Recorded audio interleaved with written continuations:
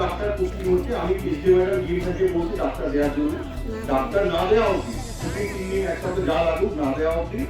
Mobile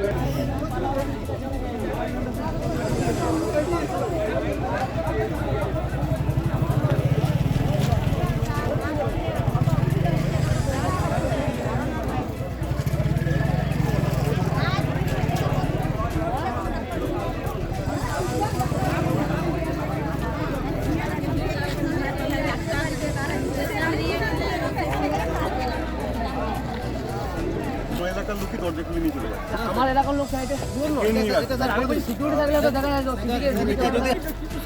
আপনি পরীক্ষা করবেন দেখুন এর আগে একটা শুধু কাজ হয়েছে হ্যাঁ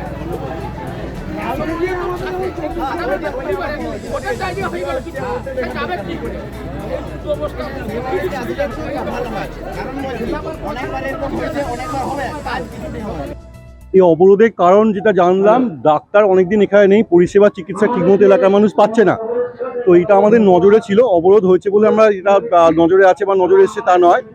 আমি আজকে এসেছিলাম, যা সমস্যা শুনে গেলাম, ঠিক জায়গায় জানাবো, উচ্চ প্রশাসনে জানাবো, যাতে এই সমস্যার সমাধান সত্বর হয়।